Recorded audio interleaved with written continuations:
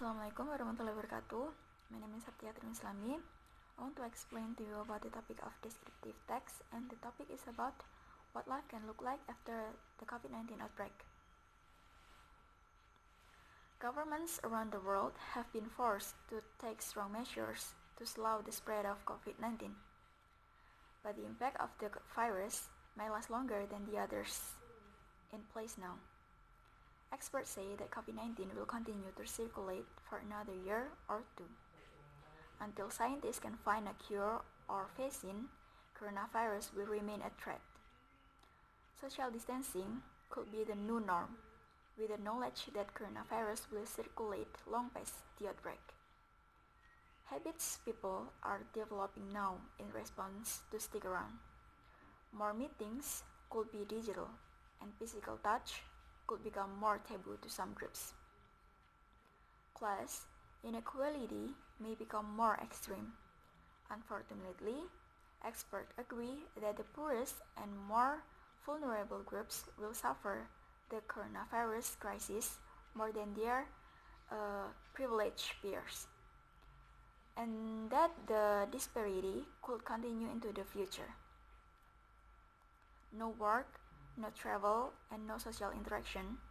These are just some of the change thrust on population across the world by the upheaval of coronavirus pandemic.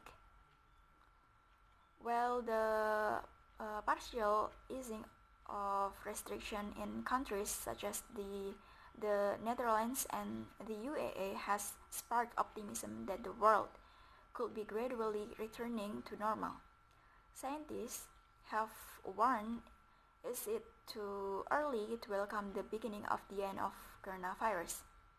A vaccine is still a long way off, while hopes that humans will develop natural immunity to the virus once enough people have COVID are still unproven.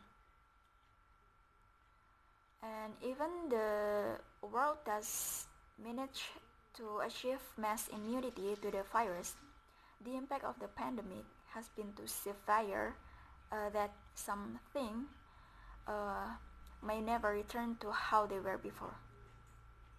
Some good news: collectivism could trump individualism, meaning people may think less about themselves and more about the collective good society.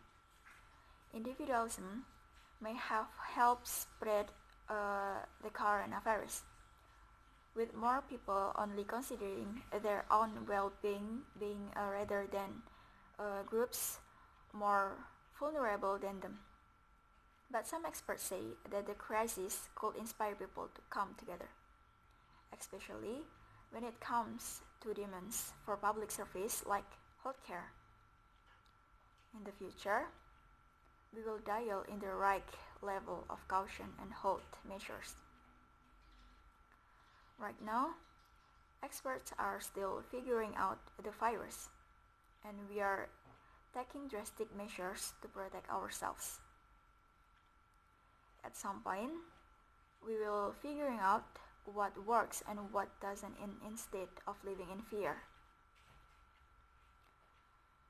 We will live in the comfort of knowing how to address the threat of coronavirus. I think that's all of me. I'm sorry if I make mistake, and then thank you for watching.